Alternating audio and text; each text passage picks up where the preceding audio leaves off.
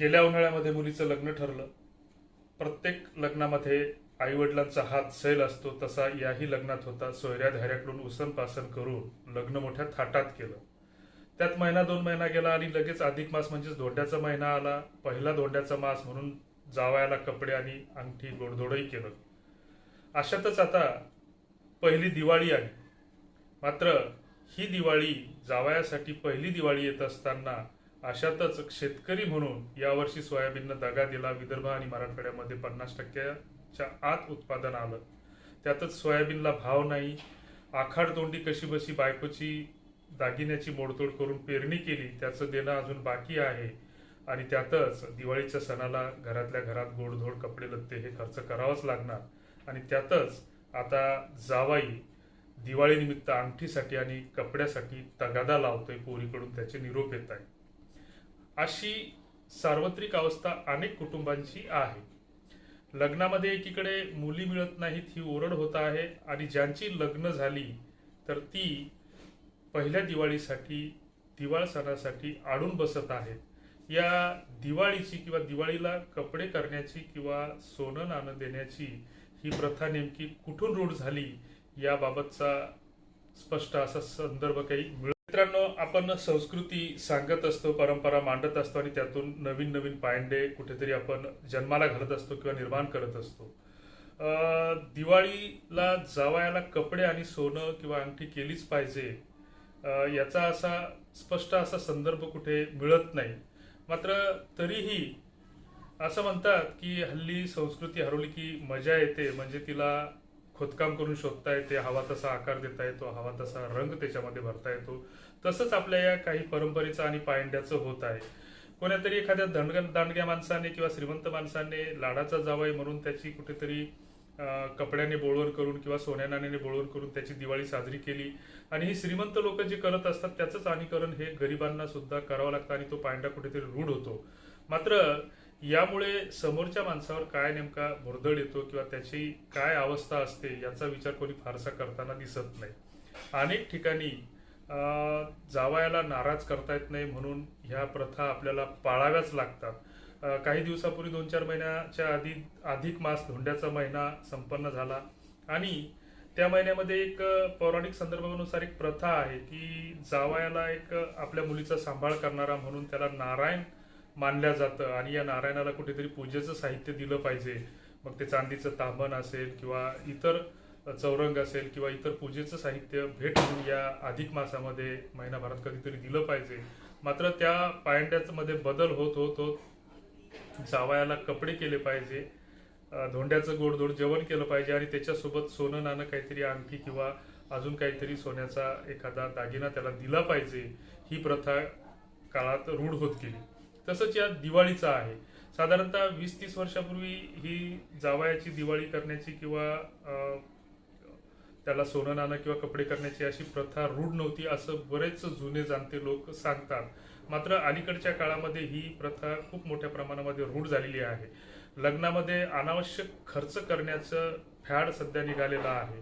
म्हणजे लग्नामध्ये जे काही ठरल्यानुसार म्हणजे जे देण्या घेण्याच्या ज्या काही वाटाघाटी होतात त्याच्या व्यतिरिक्त कितीतरी पटीनं हा खर्च त्या वधूपित्याला करावा लागतो. मग मंगल कार्यालय असेल किंवा इतर अनावश्यक खर्च असतील, हा खर्चाची कुठेही मोजदाद नसते. आणि मग तो गरीब असो किंवा श्रीमंत असो त्याला हात मोकळा सोडून किंवा सैल सोडूनच हा खर्च करावा लागतो किंवा तो खर्च सोसावा लागतो. आणि अशातच मग हे सणवार येत असतील आणि त्याच्यात जर अशी दुष्काळी परिस्थिती उद्भवत असेल तर आपण शेतकरी कुटुंबातील आहोत, सर्वसामान्य कुटुंबातील आहोत, जे श्रीमंत आहेत, ज्यांच्याकडे गडगंज संपत्ती आहे किंवा अवैध मार्गाने कमवलेला पैसा असेल किंवा जे गर्भश्रीमंत असतील, अशा लोकांनी कितीही खर्च केला तर त्यांच्यावर काही फरक पडणार नाही. मात्र दिवसभर कष्ट उपसायचे आणि त्या कष्टाच्या भरोश्यावर संध्याकाळची ज्यांची चूल पेटत असते तर अशा लोकांसाठी ही प्रथा त्रासदायक आहे असं आम्हाला वाटते. ह्या ज्या प्रथा आपण निर्माण करतो किंवा आपणच बंद पाडतो तर याला कुठलाही शास्त्रीय असा किंवा धार्मिक पौराणिक आधार असतोच असं नाही. काही दिवसापूर्वी म्हणजे साधारणतः 20-30 वर्षापूर्वी लग्नामध्ये एक प्रथा होती की विवाह अंतरपाठात विवाह संपन्न झाल्याच्या नंतर त्या नवऱ्या आणि नवरे मुलीला बहुल्यावर बसवलं जायचं आणि बहुल्यावर बसवल्याच्या नंतर लग्नानंतर पहिल्यांदाच त्यांना एक जेवणाचं ताट भरवलं जायचं. मात्र हे जेवणाचं ताट भरवल्याच्या नंतर बऱ्याच ठिकाणी हा नवरदेव त्या ताटामध्ये जेवण घेण्याच्या आधी रुसून बसायचा. त्या अन्नाचा घास मोडत नव्हता, तर त्याला वडगण हवं होतं. आणि बऱ्याचदा मग हे वडगण सोन्या नाण्याच्या रूपात, पैशाच्या रूपात मागितलं जायचं. बऱ्याच वेळा हे नवरदेव दीर्घकाळापर्यंत रुसून बसायचे. अशातून मग त्यांचे जे काही सोकावणे किंवा लांडगे असायचे तर हे कुठेतरी मजाक करायचे आणि त्यातून मग कुठेतरी शाब्दिक चकमक व्हायची आणि त्यातून वाद निर्माण व्हायचे. बऱ्याच ठिकाणी या कारणातून लग्न मोडल्याच्या घटनाही काही वर्षापूर्वी घडलेल्या आहेत आणि अशातच मग काही ठिकाणी नवरदेवाचे ताट भिरकवल्याच्याही घटना घडलेल्या आहेत. आणि हे घडत असताना मग ती आता बहुल्यावर बसण्याची किंवा त्या ताटाला वडगण लावण्याची प्रथा बंद झाली. ही प्रथा आपणच कुठेतरी निर्माण केली होती आणि आपणच ती कुठेतरी बंद पाडली. त्याच्या आधी काही वर्षापूर्वी एक प्रथा होती की नवरी मुलगी सासरी आल्याच्या नंतर पहिल्यांदा दुसऱ्या दिवशी तिची हळद फेडली जायची. हळद फेडल्याच्या नंतर तिला गावातील इष्ट देवतांच्या दर्शनाला दमनीत किंवा गाडीत बसून घेऊन जायचे, म्हणजे ज्याला वर पाया पडणे असं म्हणायचं. त्याच्यानंतर जी काही भावबंदकी असायची तर त्या भावबंदकीच्या पाया पडायसाठी ती नवीन लग्न झालेली जोडीनं जायचे. त्याच्यानंतर त्यांना ते हातात पूजेचं साहित्य वगैरे देऊन देव्हाऱ्याचं ते दर्शन घ्यायचे आणि त्याच्यानंतर मग गावालाच त्या सुनेचं मुख दिसावं म्हणून सुरमिक हा कार्यक्रम असायचा. आणि त्याच्यामध्ये मग गावातून वरात ही प्रथा होती, म्हणजे वरातीची मिरवणूक काढल्या जायची. आणि मग या वरातीमध्ये कालांतराने बदल होत सुरुवातीच्या काळामध्ये या वराती पुढे नवरदेव नवरी आली म्हणून ह्याची सूचना देण्यासाठी डफडं वाजवलं जायचं. आणि हे डफडं वाजवलं जात असताना नंतर त्याच्यामध्ये बँडची प्रथा याच्यामध्ये आली आणि ही बँडची प्रथा मग हळूहळू या बँडच्या प्रथेमधून गाणे वाजवले जाऊ लागले आणि हे गाणे वाजवत असताना हे गाणे तोडले मोडले जाऊ लागले आणि त्यातून मग दारू पिऊन कुठेतरी भांडणं होऊ लागली आणि आता ही वरातीची प्रथा कालबाह्य झालेली आहे. आता हे नवीन नवीन प्रथा किंवा नवीन नवीन प्रघात आपण जन्माला घालतो, त्याला कुठलाही शास्त्रीय किंवा धार्मिक किंवा पौराणिक किंवा सामाजिक आधार असतोच असं नाही. मग ह्या प्रथा जन्माला घालत असताना त्याचा समाजावर चांगला परिणाम होतो, वाईट परिणाम होतो याचा आपण कधी विचार करत नाही.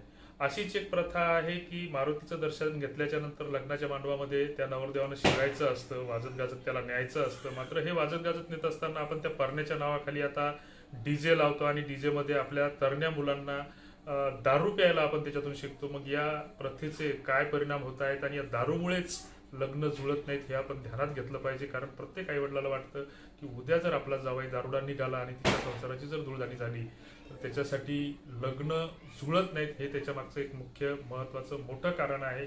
हे आपण लक्षात घेतलं पाहिजे. तर तेव्हा ह्या प्रथा बदलण्यासाठी किंवा या प्रथाला कुठेतरी एका चाकोरीत ठेवण्यासाठी किंवा नियंत्रित ठेवण्यासाठी याबाबत समाज धोरणांनी विचार केला पाहिजे असं आम्हाला वाटतं. तत्पूर्वी आपण लग्न अक्षता हे ॲप्लिकेशन डाउनलोड केलं नसेल तर ते डाउनलोड करावं. हा कुठलाही व्यवसाय नाही, एक सामाजिक सेवाभाव आणि उत्तरदायित्वाच्या भावनेतून आम्ही हे गेल्या 4 वर्षापासून चालवतो आहोत. तुर्तास धन्यवाद. आपण आमचे व्हॉट्सअप ग्रुप जॉईन केले नसतील तर खाली डिस्क्रिप्शन बॉक्समध्ये ग्रुपची लिंक आहे, ती आपण जॉईन करावी आणि विवाह जुळविण्यासाठी एकमेकांना मध्यस्थ म्हणून सहकार्य करावे.